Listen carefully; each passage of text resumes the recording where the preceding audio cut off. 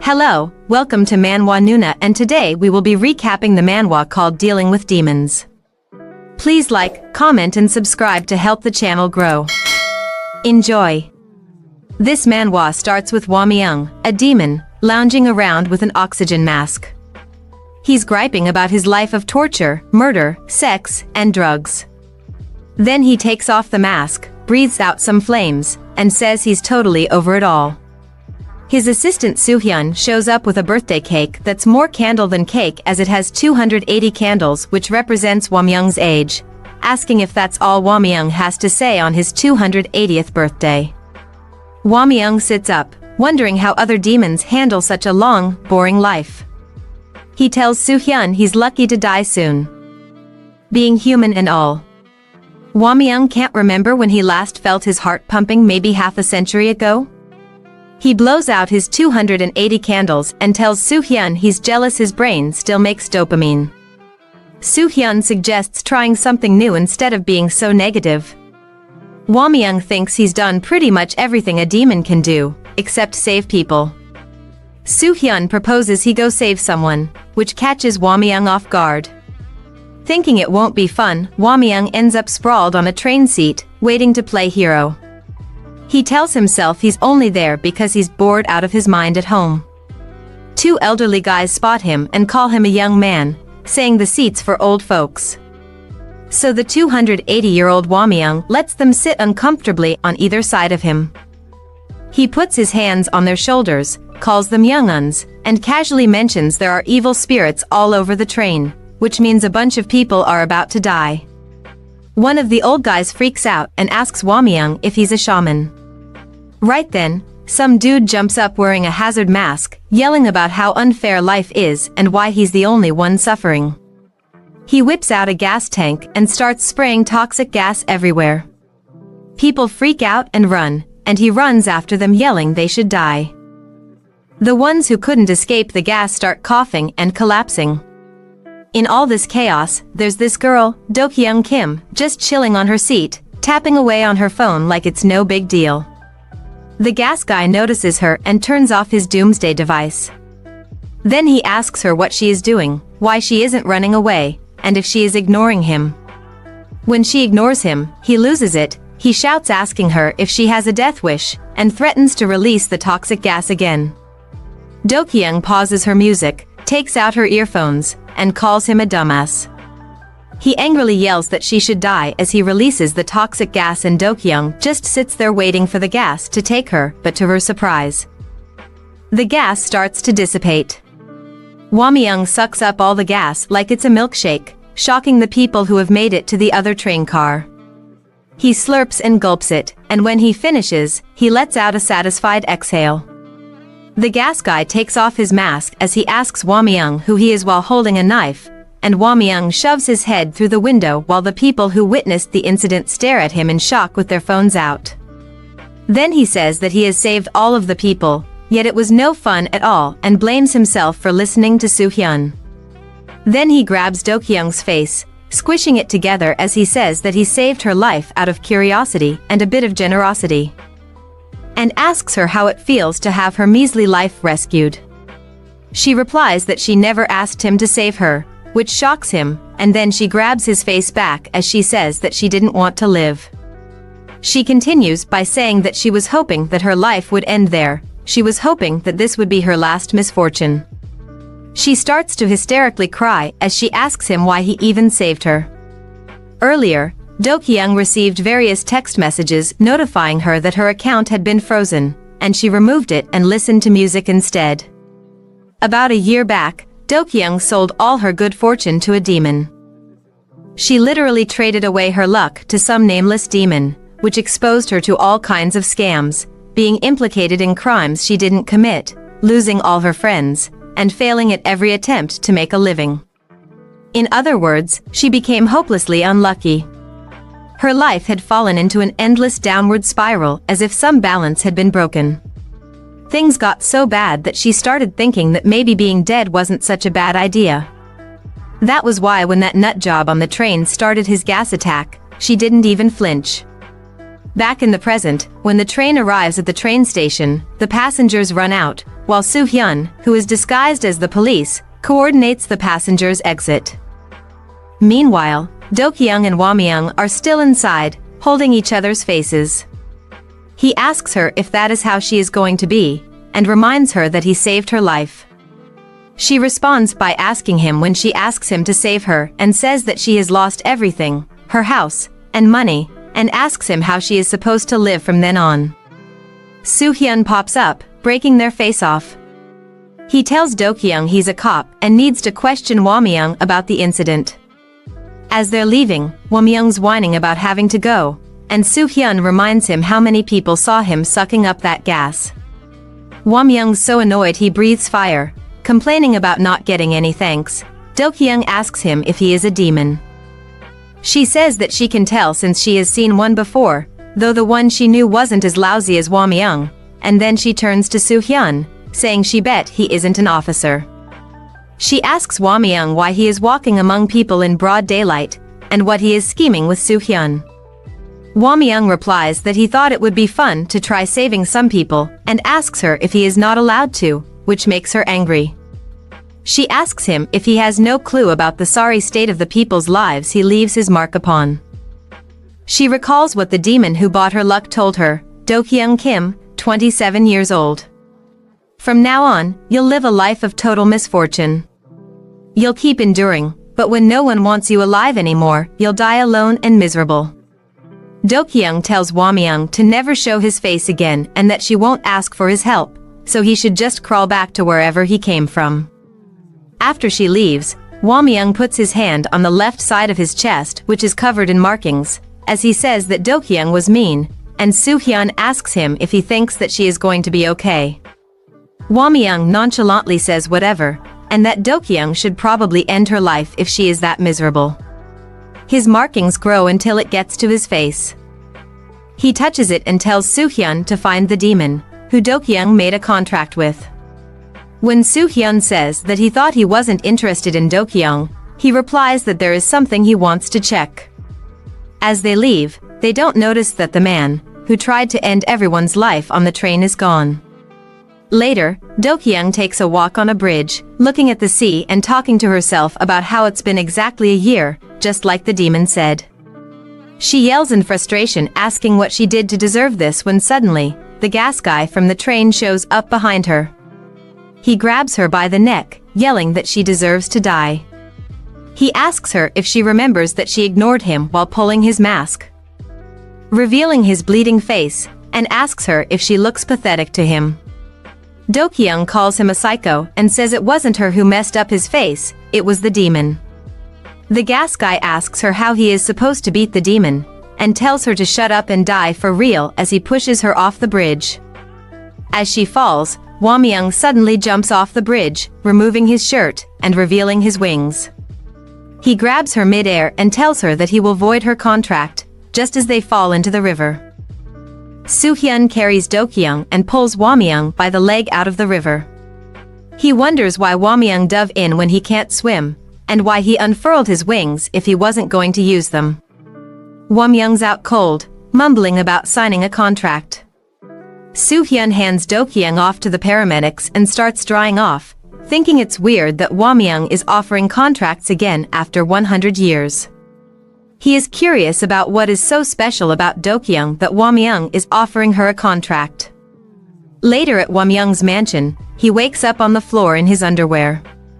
He freaks out seeing Dokyung on his bed, and whacks his head on the wall, which causes a vase directly above Dokyung to fall. Soo-hyun catches it and starts complaining about Hwamyung's messy room. He asks Hwamyung how he has only a single bed when he has a whole mansion to himself, and yells at him to clean his room. Hwamyung says that the room automatically cleans itself whenever he is not home. Soo-hyun, who cleans the room, asks him if he thinks they are living in some kind of magical fantasy world, and says that if he wants him to be a housekeeper too, he should at least give him a raise.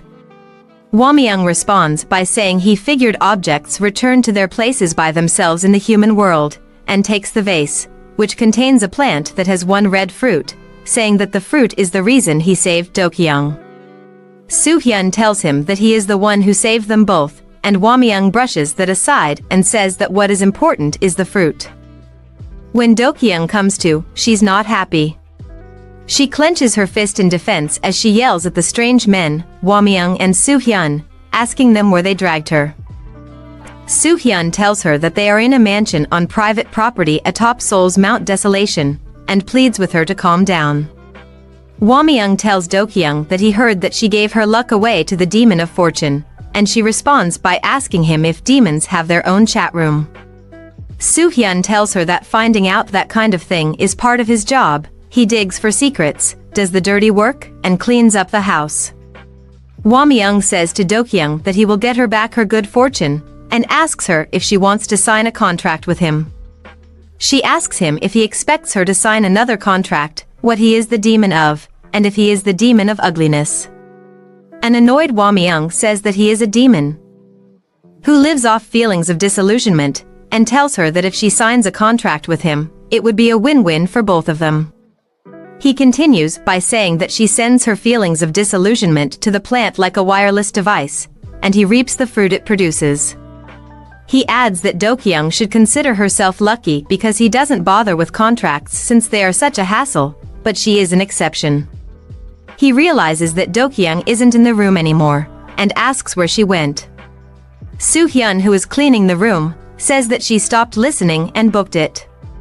Outside, Dokyung runs through Hwamyung's fields. The place doesn't have a single road and Hwamyung flies after her, yelling about trampling his crops. She calls the crops weeds, and he tells her that he planted the crops with his blood, sweat, and tears, not adding that he did it whenever he had nothing better to do. He notices a red glow, and when he looks down he sees that crops have started producing the red fruit. Meanwhile, in the city, the Demon of Fortune announces to people that he is giving out free perfume samples. Whenever someone shows interest, he gives them an envelope, which contains a contract that says you shall receive some perfume for your luck or something like that, I don't know. Please enter this event for a free perfume sample. The people assume that the contract is just a marketing contract, so they sign it and happily take a free perfume. At the end of the day, the Demon of Fortune manages to 17 people's luck. Later, news breaks that a 5-story building collapsed at 3 p.m. that day at the site of a university festival in Seoul, and the authorities involved are currently investigating the cause of the collapse. At the collapse site, the firefighters find someone under the rubble, and when they remove the stones from the person, who turns out to be the Demon of Fortune, he stands asking how many people died. A firefighter checks his phone and says 17, and the Demon of Fortune takes off his hat, as he asks if the 17 people who lost their lives weren't unlucky. Days later, the Demon of Fortune nurses his injured leg from the collapse as he thinks that all of the 17 people, whose fortunes he stole, died, and wonders why he is still not in full possession of their luck yet. He has a hunch it's all because of that contract from a year ago, you know, the one with Dokyung. That contract was the only case where he wasn't able to completely steal the good fortune of whoever signed it. He types on his phone Dokyung, I will be visiting you soon, then sends it to a random phone number, confident that Dokyung will get it because he is lucky. In the cafeteria where Dokyung works, she gets a text message from the Demon of Fortune, but she doesn't see it as she looks at the accident that just happened in the cafeteria, thinking, here we go again. After that, she sits on the bench in the park, thinking that she doesn't really mind being unlucky, but she has to at least be able to put food on the table, and then throws her apron and cap on the floor. She curses and wonders how many times she has to go through this if dying is the only way out. She asks aloud if the curse on her will finally end only after she starves to death from unemployment. The Demon of Fortune answers her question by saying that she is right, and she looks at him in surprise. He asks her how she has been, and she recalls when he told her that she would live a life of dreadful misfortune. Angry, she stands up and asks him what he is doing there. He replies by saying it is not like he wanted to visit some human who signed a contract with him a year ago while pulling out a dagger. However, she is holding out a little too long and throws the dagger at her feet. He stretches his body as he continues by saying that a human who makes a deal with him must succumb to misfortune and die, otherwise he can't get his share of good fortune. He asks her if she hasn't struggled enough and why she doesn't just call it quits already. Dokyung demands that he give her back her good fortune, and she tells him that she was told she could get it back by voiding the contract, so he should give it back to her immediately. He tells her that he's afraid that it isn't something he can do for her, and she grabs him by his shirt and she yells, asking him what he came there for. She tells him that if he was going to end her life, he should have just done it already, and asks him why he is there all of a sudden when he has kept his nose out of her business all this time. He removes her hand from his shirt, picks up the knife, and puts it in her hands as he asks her who told her about voiding the contract. She tells him that it was another demon, and he dares her to end his life with the knife because that is the easiest way of voiding the contract. She holds the dagger, unable to do anything, and he points out that she doesn't have the courage to do so. He pushes her, saying that an unfortunate soul, plundering in such a hellish life, wouldn't be able to end his life, no matter what they tried, and starts walking away. Dokyung recalls when someone dear to her stood on a bridge and told her that she couldn't find an escape out of her cursed life. Then she told Dokyung not to die like her. Dokyung summons the courage and attempts to stab the demon of fortune. With Dokyung's luck or lack of luck, she ends up stabbing a basketball instead. She lets go of the knife and it bounces away with the knife still in it. The owner of the ball calls out to them and asks if they could throw his ball back to him. And they toss him his deflated basketball, which surprises him. The demon of fortune tosses the knife in the air as he says to Dokyung that he didn't expect her to actually try to stab him, which is a bit disappointing, and asks her why she would hold out so long, then says that it is only giving him more work to do. He tells her that it would have been nice if she would just end her own life like a friend did. Dokyung punches him right in the face, which sends him tumbling down to the floor, and says it looks like his good fortune can't protect him from her punch. She adds that it's expected because his luck isn't his, to begin with, since he has just stolen it from other people. The demon of fortune sits up, muttering to himself that something always messes up his plans, and then he tells Dokyung that she gives him no choice but he has to just end her life while standing up. As he's about to do just that, Soo-hyun stands in front of him, telling him to pay up for ruining his ball. Then he grabs the demon of fortune's hand, which holds the knife, asking him why he is carrying around something like that, and says that he might hurt himself seriously if he goes around messing with knives without knowing how to use them. Then Hwamyung joins the party, throwing his arm around the demon of fortune like they're old pals. He calls the demon of fortune kid and says that he gets that he is a demon, but he can't go around ending people's lives indiscriminately. Then he asks him if he realizes that scams and multi-contracts are both taboos among humans. When the demon of fortune looks at him in some kind of way, he tells him that he should listen when adults are talking because he is just 24 years old and he has 260 more years on him. He goes on rambling about how the demon of fortune should be nice to humans, and the demon of fortune cuts him off by saying he knows who he is. The demon of fortune tells him that he is famous for being the first demon to be driven from hell. And that is Hwamyung, the demon of disillusionment, who was expelled for his deep love of humanity. This revelation makes Hwamyung lose his cool. He snaps the knife like it's a toothpick, grabs the demon of fortune by the neck, and lifts him off the ground.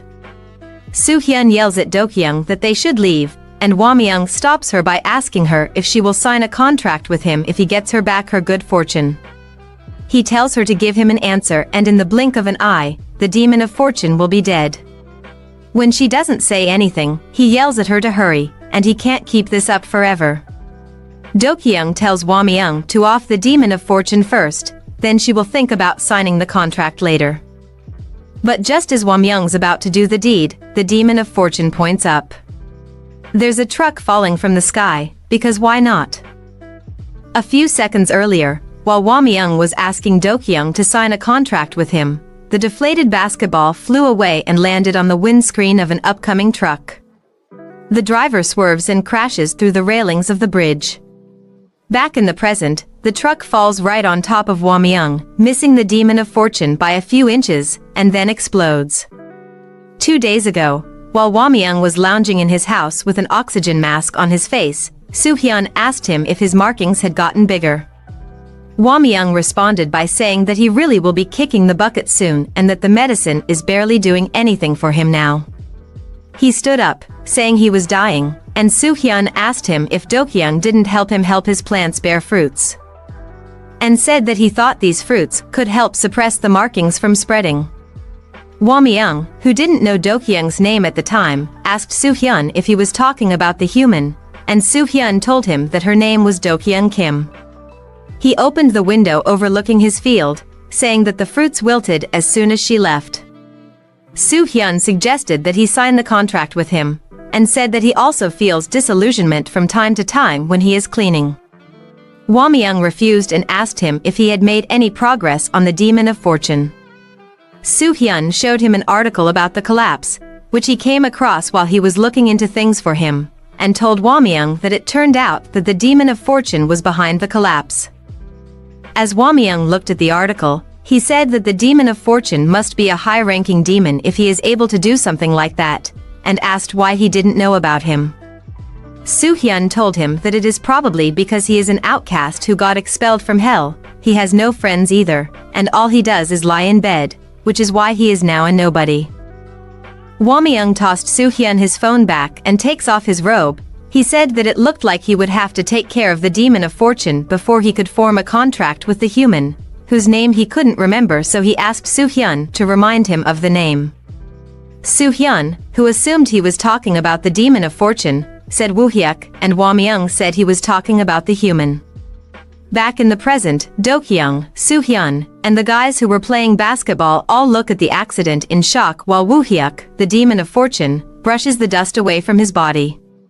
However, Hwamyung comes out from under the truck, bleeding, then yells Do-kyung's name, but he calls her Do-kyung Kim instead, as he pulls the driver of the truck by the shirt. Do-kyung notices that he is bleeding and tries to go to him, but Soo-hyun stops her, saying that Hwamyung will be fine, while Hwamyung coughs and spits out blood. He calls Do-kyung doggone Kim and tells her not to forget what she told him about her thinking of signing the contract if she ends the Demon of Fortune's life, then calls her Do-germ Kim, which makes Do-kyung say she thinks he has hurt his head. Then Hwamyung leaps into the air and starts coming down ready to attack Woo-hyuk. However, Woo-hyuk grabs him by the neck and tells him that it looks like he won't be needing good fortune to defeat him. Then he slams him hard on the concrete floor and says that he was looking forward to fighting a famous demon, but Hwamyung wasn't worth anything. Soo-hyun quickly handcuffs Do-kyung's hand to the fence. As she asks him what he is doing, he starts to handcuff himself too. Meanwhile, the markings on Hwamyung start to cover his entire body until he turns black, and then shadows burst out of his body. Soo-hyun handcuffs himself to the fence as he tells Do-kyung that the medicine keeping Hwamyung's power in check seems to have worn off, and at this rate, everyone in the vicinity is going to go into mass disillusionment. Do-kyung asks him what that is and what it has to do with the handcuffs. Woo-hyuk wonders if Hwamyung is keeping his power concealed, and then he gets affected by Hwamyung's powers. He falls to his knees and with trembling hands he picks up a piece of glass, clenching in tightly that his hands bleed. Soo-hyun tells Do-kyung that what is going on is a power that manifests when Hwamyung loses control of himself. Within the shadows swirling around, the tiniest feeling of disillusionment in a person's mind becomes massively amplified in seconds. If they are unable to control or resolve such a feeling, they become engulfed in helplessness and ultimately succumb to a state of absolute emptiness. And worst-case scenario, they end their own lives. Woo-hyuk struggles with a piece of glass which is pointed at his stomach, thinking that the situation is really bad. Hwamyung starts floating in the air, releasing more shadows. Woo-hyuk, whoever is unable to control his disillusionment, plunges the piece of glass into his stomach. The people, Soo-hyun and Do-kyung, start to succumb to Hwamyung's powers. Do-kyung recalls her friend telling her not to die like her, and she opens her eyes as she gets control of herself. Soo-hyun, who is still struggling, shows her the handcuff key under his socks and tells her that he leaves Hwamyung to her. She releases herself and decides to leave Soo-hyun locked just in case. And then she goes to Hwamyung while complaining about demons knowing how to wreak havoc. She walks past Woo-hyuk, who is on the floor moaning in pain. When she gets to Hwamyung, she sees the point in his heart that is releasing the shadows and wonders what she is supposed to do. She covers the point with her hand and immediately gets transported to a field. She sees Hwamyung in the distance, which makes her wonder if she is inside his consciousness. She yells, calling him dude, as she moves towards him and says that he has unleashed complete chaos outside, and now he is chilling, but he doesn't hear her because he has a headset on. He sings along to the song he is listening to and dances. She angrily asks him what he is doing, calls him an idiot, and hits him hard on the back of his head, which brings him back to reality. He looks at her, while she holds him in her arms. When Dokyung touched Hwamyung's heart, Woo-hyuk looked at her in shock as he wondered who she was, and Soo-hyun also watched her. When everything ended, Hwamyung's markings appeared on her face and disappeared. Hwamyung starts to point it out but falls asleep.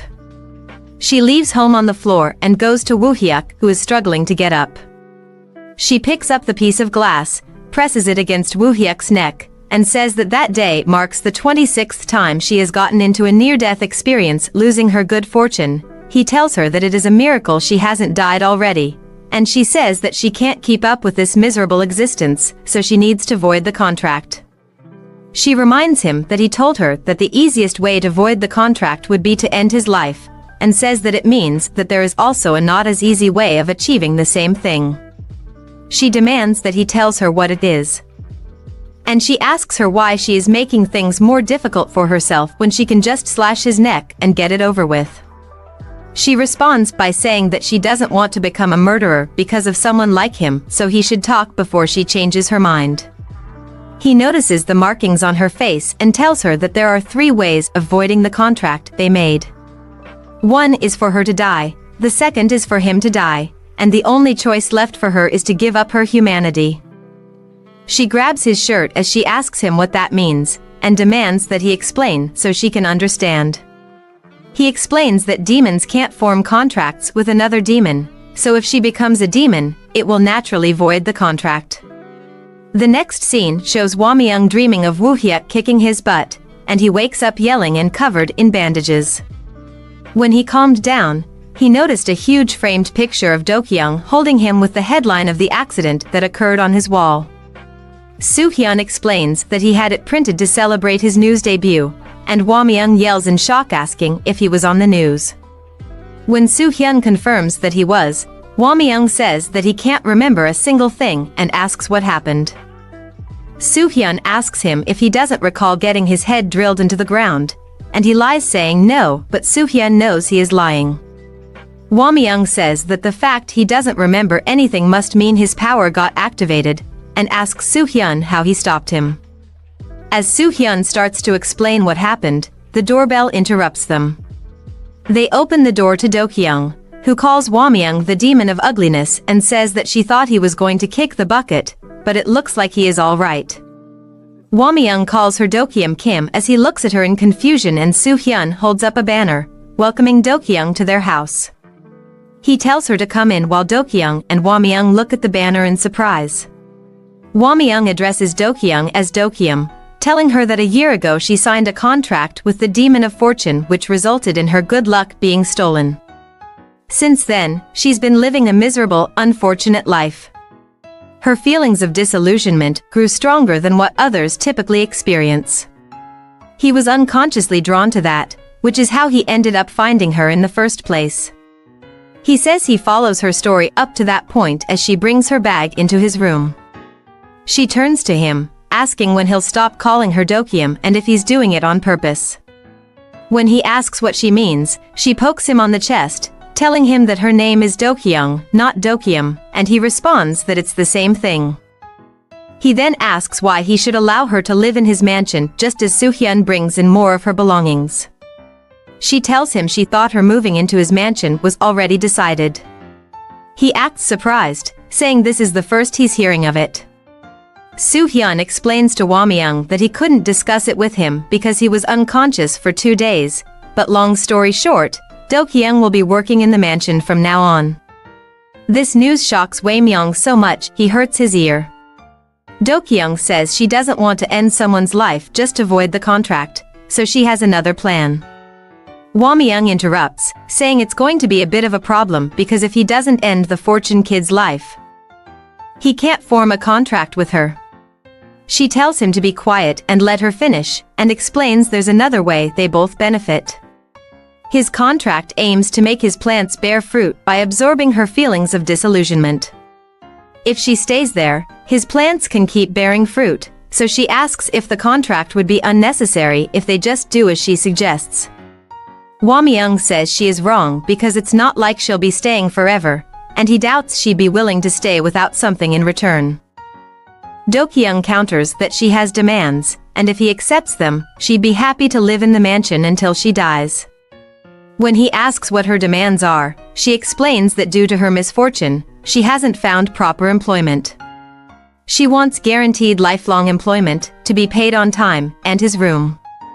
She wants him to create a job she can do for the rest of her life, which is helping his plants bear fruit in exchange for a salary. She asks how that sounds, and he reluctantly tells her to name her price. Later that night, Dokyung drinks tea while Soo-hyun cleans the room. He asks if she likes the room, and she replies it's the biggest room she's ever seen, adding she never imagined such a mansion could be hidden in the city. Soo-hyun clarifies that the house is on a mountain, but there's a nearby bus stop, so transportation isn't bad. He's sure she'll find it better than her small rented room. She admits she's unsure about living with a demon, as she still can't trust them. Soo-hyun advises her to think of it as helping Hwamyung rather than trusting him. He adds that they wouldn't make a dent in Hwamyung's wealth even if they lived lavishly, mentioning that while he doesn't know how Hwamyung got so rich, but he's rolling in cash. Then he points out that she has a real reason for doing this. 2 days earlier, after Hwamyung lost control of his powers, Dokyung freed Soo-hyun from his handcuffs and asked how she could become a demon. She explained she was told it was another way to void the contract. Soo-hyun informed her it was impossible for a human to become a demon naturally, they'd have to be reborn with the mark of hell. However, he'd heard it might be possible to transfer a demon's power to a human, along with their title, making them an honorary demon. This might be enough to void the contract. Dokyung then gave him back his handcuffs, advising him not to hide them in his socks next time. Back in the present, Dokyung expresses uncertainty to Soo-hyun, asking if it is something she can really do. He assures her that he thinks she can. He explains that until now, no one has been able to control Hwamyung's power. As a temporary measure, the Demon of Scars gave Hwamyung a magic tattoo that partially seals his power, but Hwamyung still occasionally loses control. Usually, they could only wait for him to calm down, but Dokyung managed to effortlessly end the state of mass disillusionment. This means she was able to absorb Hwamyung's power, even if temporarily. Given this, Soo-hyun doesn't think stealing Hwamyung's power will be difficult for her. Dokyung reflects that all she did was whack Hwamyung on the back of his head when she saw him dancing in that dream. After Soo-hyun finishes cleaning and starts to leave, Dokyung asks what happens to a demon when their power is stolen. He replies that he's not sure, but imagines it wouldn't end well for them. She then asks if he's really okay helping her, given how close he and Hwamyung seem. This makes Soo-hyun laugh. Dokyung clarifies, asking if he's someone she can trust. He responds that it's a secret from Hwamyung, but he hates demons as much as she does. He then bids her good night. The next morning, Hwamyung presents Dokyung with her work outfit and tells her to have breakfast, mentioning she has a hard day of work ahead. Dokyung sees the feast and salivates, asking if this is what his meals look like every day. And he confirms it is. As she pulls up a chair, she says that this job has some nice perks to eat. She also says that she was worried the feast would be through the roof since they are in the middle of nowhere, so the food is great. Soo-hyun enters the dining room, remarking that he's never seen Hwamyung prepare such a feast, and asks if it's a special occasion. Hwamyung tells Soo-hyun to sit and eat too, as he'll be helping Dokyung with harvesting afterward. He places a jar on the table, explaining it's her daily quota. She needs to gather a jar full of red fruits every day. Dokyung says it doesn't seem like much, but Hwamyung warns her it'll be harder than she thinks. As he walks away, she asks where he's going and if he's not eating. He flies up, saying he doesn't eat, and hangs upside down from the chandelier, surprising Dokyung. She stares at him and tells him to go somewhere else if he's not eating. So Hwamyung quietly flies away. Later, Soo-hyun and Dokyung work in the field. Soo-hyun weeds while commenting on how overgrown the place is since no one has been. He notices Dokyung concentrating hard and asks her how it's going. She says it's strange that even though she has just passed by tons of fruits with sprouts all over the place. When he asks her if something is wrong, she tells him that she can't get the fruits to sprout like last time. She is only managing to make 1 or 2 sprouts at a time. Then she picks some up, and she says that they wilt as soon as she picks them up. Soo-hyun tells her that it might be because her feelings of disillusionment have gotten smaller because of her newfound job security and better living situation. Dokyung acknowledges this, but wonders if that's really all it took to make her feel better. Soo-hyun reassures her that it's impressive the plants are producing fruits at all, and that she'll likely harvest more once she finds a way to revive those feelings. He then asks if she brought gloves, to which she replies she thought they'd be uncomfortable. He realizes he forgot to mention the plants have poisonous thorns, just as Dokyung pricks her finger on one. Alarmed, Soo-hyun quickly carries her and starts running towards the house while she yells, asking him why he is just telling her that now. Hwamyung suddenly lifts her into the air, telling them not to make a fuss, leaving Soo-hyun confused in the field. Landing in front of the mansion, Dokyung frantically asks if she'll die. Hwamyung says she will if they don't treat it, then breathes on her finger while she yells. Dokyung asks if she's okay now and if they need to go to the hospital. Hwamyung says doctors can't help with this, explaining that what he did was only a temporary fix. She yells at him and shakes him, and she yells saying that she is not going to die. He tells her that in about 2 hours dark spots will start appearing all over her body as her flesh rots away. Then the smelling decay maggots from hell will come, and in a blink of an eye they will devour her flesh as she dies in agony, leaving nothing left of her but bones, which scares her. Hwamyung adds that the sight of the hell maggots alone is panic-inducing. Dokyung freaks out, asking how he could forget to give her gloves if he knew the plants were so dangerous, calling him a stupid demon. He removes her hand from his tank top and tells her to follow him. Hwamyung opens a door and Dokyung hesitates. He asks what she's waiting for and if she wants to die. She follows him down the hall and starts to remove her shirt, but he stops her, saying she's not off the clock yet. He gives her a bowl to hold and follow him. They enter the basement, and Dokyung jokingly asks if he's taking her there to dispose of her without a trace. Hwamyung questions if he really looks like a bad guy to her. She affirms this, saying demons like him are always scheming to end humans, and adds that she's no longer useful with poison in her veins. Hwamyung opens another door as he asks her if that is what she really thinks, revealing a surprising sight: a nighttime landscape with mountains and waterfalls. He strips and jumps into the water, emerging briefly, yelling at her to have the bowl ready, and throws a plant into the bowl. Then he inhales and goes back underwater. She looks at the plant and then looks around as she wonders where this place is. It was broad daylight when they walked down the stairs of the basement, but here it was nighttime, and the color of the moon was also very strange. She then notices someone with red eyes and white hair standing on a cliff, looking down at her. Hwamyung resurfaces, gasping for air with more plants. He asks what she's looking at, and she mentions seeing someone. He dismisses it as a hallucination from the poison as they head back inside.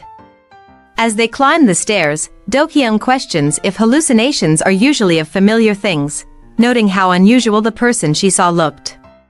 Hwamyung asks for a description, and when she mentions long white hair and red eyes, he abruptly stops. She asks if he knows the person, but he denies it, saying there are many people with long white hair. Later, Dokyung sits in the kitchen while Hwamyung cooks. She asks what he's doing, and he replies that he's making the antidote as he pulls bread from the oven. She reminds him of the urgency, given the 2-hour time limit before her body starts rotting. Hwamyung places the underwater plant and a spider on the bread, explaining that he's not going to let her die after going through the trouble of hiring her. He adds that the antidote tastes awful, so he made the bread to make it easier to consume. Dokyung is surprised that he considered her comfort. He presents the bread and asks if she still thinks he's always plotting to end lives. She points to the spider, questioning its presence. Hwamyung explains it's the key ingredient, procured with difficulty from Hell's most renowned smuggler. He suggests the sweetbread will make the bitter antidote more tolerable. Hwamyung then tells Dokyung to listen carefully. He states that she will die of natural causes, explaining that she won't die as long as he lives, and he'll be around much longer than her. Confused, she asks for clarification. He elaborates that she shouldn't run off and should stay with him. He promises to swallow every misfortune headed her way, as he did on the subway, until she dies of old age. Surprised, Dokyung asks why.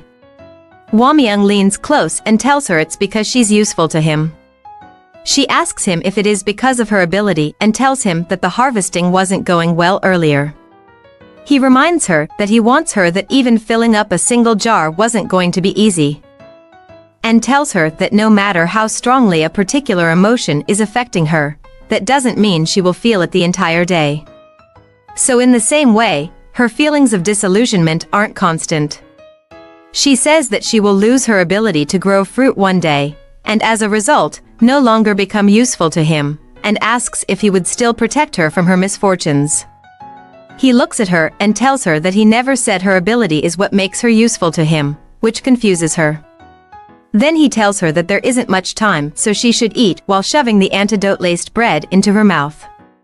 Outside, Soo-hyun picks up Do-kyung's hat and brushes dust away from it, when he notices a strange, huge, stern-looking man standing in the field. The man compares Soo-hyun to a picture, then flies away, revealing himself as a demon. Before Soo-hyun can ask him anything, the man releases his wings and flies into the air, which makes Soo-hyun realize that he is a demon. Soo-hyun immediately starts running to the house as the demon flies over the mansion. Soo-hyun bursts into the house, puts the hat on Do-kyung's head, saying she dropped it, and sprints away while Do-kyung and Hwamyung stare at him in confusion. Soo-hyun rushes out of the house and stares at the roof, but he doesn't see the demon.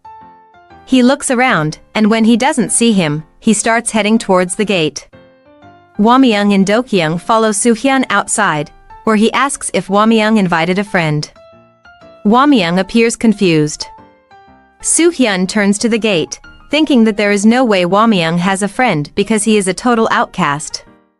Hwamyung asks him if he saw anyone, and before Soo-hyun can answer, he hears the sound of rustling and immediately brings out his knife. At the gate, the delivery man who made the noise, nervously tells Soo-hyun that he has a delivery.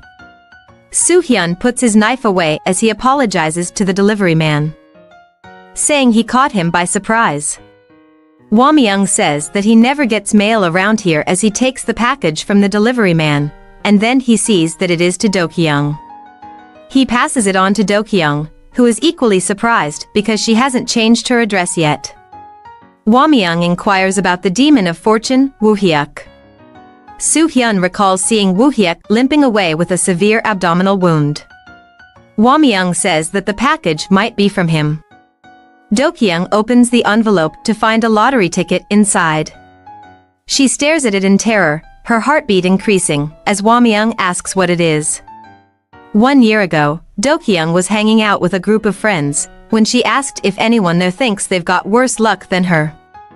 When one of them asked her what she was talking about, she told them that she has been buying lottery tickets every week for the past 10 years straight, but she has never won even $5 back. Someone asked her why she kept on buying them and if she was trying to resist fate or something. She said that she supposed they could call it fate and that fate is bound to get lucky at least once after accumulating enough misfortune. When she asked if anyone wanted to share some of their luck with her that day, a girl called Yerin Hwang slammed her hand on the table and told Dokyung that she could use some of her luck. They shook hands, and Yerin said they should go test their luck, and they left singing and dancing to go buy a lottery ticket. While in line to get a lottery ticket, Yerin told Dokyung that she had won a free pair of earbuds in a raffle recently, and Dokyung touched her hand, saying that she would be happy with just $5, so she should please share her luck with her. Sitting nearby is Woo-hyuk, who was complaining about getting 4th place on his ticket and saying he was so close. Dokyung thought he was lucky because 4th place meant he got $50. After buying tickets, Dokyung gave one to Yerin as a thank you. Yerin joked about drifting apart if she won the jackpot due to her good luck. Woo-hyuk approached, offering to trade his ticket for the one she just bought. When she asked why, he showed her his ticket of $50 saying that she should give him one of her tickets and he would give her that. She asked him why he didn't want to cash it himself and buy another one, and he told her that he didn't want another one and that he was trying to use this to buy her good fortune. Yerin whispered to Dokyung that it sounded like a scam. Dokyung told Woo-hyuk that she was seriously unlucky, and she bets her ticket is a dud. She asked him if he was really sure and told him that he can't go back even if the ticket is a bust, and he said he was sure. Before he took the ticket, he told her that by accepting this trade, she would be contractually agreeing to hand over her good fortune to him. She wondered what he was talking about and told her that she should just make this trade quick and head home. So she gave him her ticket and took his. As Dokyung and Yerin celebrated the free $50, Woo-hyuk stopped them, asking if Dokyung had heard of the demon who steals people's good fortune. He revealed himself as that demon, showing that Dokyung's ticket had won $500,000. Woo-hyuk explained that Dokyung had handed over $500,000 worth of luck, and warned her against making deals with unknown demons. Then he told her that there won't be another time while he magically started setting the ticket on fire, saying that after all, someone who had their good fortune stolen is fated to live a life of misery, equal to their total luck, and then die a terrible death. Immediately, Dokyung felt a sharp chest pain, and Yerin held her, asking her what was wrong. Yerin told her that Woo-hyuk is just trying to mess with them, and then angrily asked Woo-hyuk who he thinks he is messing with people like that. She challenged him to make a deal with her too, threatening to beat him if he couldn't produce another jackpot. Yerin declared that Woo-hyuk had chosen the wrong people to mess with. Woo-hyuk insisted he wasn't deceiving her, and Dokyung urged Yerin that they should leave. She also said that she feels like something bad is going to happen. When Yerin asked if she felt ill, Dokyung explained that upon closer inspection, she believed there was something inhuman about Woo-hyuk, and pleaded again to depart. Yerin agreed, and as she attempted to retrieve the ticket from the floor, Woo-hyuk abruptly seized it, tearing it in the process. He declared he would keep it and asked Yerin about her wish. Yerin demanded its return, threatening to involve the police. Dokyung, pulling Yerin back, suggested letting Woo-hyuk keep the ticket so they could leave. As Yerin began to speak, Woo-hyuk interrupted, addressing Dokyung by her full name and inquiring about her unease. Yerin, placing herself between them, questioned how he knew Dokyung's name. Woo-hyuk explained it was information gained through forming a contract, then proceeded to list Dokyung's personal details. Yerin, grabbing Woo-hyuk, accused him of stalking. He asked if she wanted to know the reason for Dokyung's discomfort, suggesting Dokyung was beginning to grasp her impending fate. Yerin dismissed his words as nonsense and reiterated her threat to involve law enforcement. Woo-hyuk, focusing on Dokyung, saying Dokyung Kim aged 27. From now on, she will be living a life of dreadful misfortune. His guess is that the most miserable situation someone could experience in their entire lifetime will probably be an everyday occurrence for her. She will endure and endure. However, finally, when no one wishes to see her alive, she would die a miserable and lonely death, which causes Dokyung to gasp in shock. Yerin pulled Woo-hyuk closer, telling him he's not the only one who can talk trash. She warned him that if he kept messing with people, he might end up dead after getting beaten up. Woo-hyuk replied that Yerin had good fortune, and Dokyung only caught his eye because she shared her luck with Yerin. Yerin remembered how Dokyung had asked about sharing luck and how they bought the tickets together. She then accused Woo-hyuk of being a creep who eavesdropped on conversations and told him to leave with the ticket and never show his face again. As she walked back to Dokyung, Woo-hyuk asked if those were the terms of her contract. Yerin, exasperated, told him he won and she didn't care. She told him to take her fortune and do whatever he wanted, while urging Dokyung to leave with her. Before leaving, Yerin told Woo-hyuk he was wrong about Dokyung dying miserably and alone, then gave him the middle finger. As they walked away, she reassured Dokyung that it would never happen as long as she was alive, while Woo-hyuk looked at the tickets. In the present, Dokyung asks Hwamyung for a coin. Hwamyung tells Soo-hyun to let Dokyung use his knife. Dokyung uses it to scratch the tickets, and when asked if the tickets is hers, she says that it was her friend's. When she finishes scratching the tickets, she sees that it is a dud, and she immediately starts crying. Hwamyung asks her why she is crying, and says it is just a scratcher ticket. Dokyung remembers Yerin standing on a bridge. Yerin had told her she would be okay because she always had good luck and shared it with Dokyung. She said her life would end with a dud because of that demon, but not Dokyung's. Yerin told Dokyung not to die, then jumped off the bridge. In the present, Dokyung cries loudly, recalling good times with Yerin, while Hwamyung and Soo-hyun watch in confusion. Woo-hyuk knows Hwamyung as a high-ranking demon of illusionment, who made his home in the human world because he was disillusioned by life in hell, and he was exiled from hell for refusing to end the life of humans. Woo-hyuk wonders why Hwamyung is so opposed to ending humans' life, because he thinks there is nothing more fun than doing that. To him, humans' lives hold no significance. He asked himself if humans aren't just insignificant beings whose sole purpose of existence is to entertain demons. The accident that happened at the cafe where Dokyung worked was of course caused by Woo-hyuk. As he looked at Dokyung, who was still just standing there, he wondered why she wouldn't die. After the incident with Hwamyung at the park, Woo-hyuk is with another demon, Pilbum, in his apartment. Pilbum questions why Woo-hyuk stabbed himself in the side, suggesting he should have aimed for his neck if he wanted to die. Woo-hyuk explains he wasn't trying to end his life, but at that moment everything felt meaningless and he couldn't bear being alive. He credits his good luck for choosing his abdomen. Woo-hyuk asks Pilbum about the power Hwamyung used, wondering if it was mass hypnosis. Pilbum corrects him, calling it disillusionment. He questions Woo-hyuk's decision to fight a high-ranking demon, explaining why they're feared. Woo-hyuk laughs off the danger, saying Hwamyung only caught him by surprise. He points out that Pilbum is also a high-ranking demon who smuggles items from hell. Pilbum responds that he's just a smuggler without the fearsome power Hwamyung possesses. Pilbum then produces a spider in a jar and places it on Woo-hyuk's injury. As the spider crawls around the wound, Woo-hyuk screams in pain, and the injury begins to heal slowly. Pilbum prepares to leave, advising Woo-hyuk to limit his movement while his wound heals. Woo-hyuk stops him, expressing interest in experiencing a human's memory. When questioned about his motive, Woo-hyuk claims curiosity and promises good payment. Pilbum produces an item resembling dental floss, explaining it's used for psychological torture in hell and is rare. He explained that using it is simple. All he has to do is thread some dental floss through a needle and pierce the human's tongue with it. Then thread the other end of the floss and pierce his own tongue with it. Once they are both connected, he would be able to feel a few of the human's core memories. Woo-hyuk said it was kind of gross and asked him if there was any other way. Pilbum inquired if Woo-hyuk has something belonging to the human in question.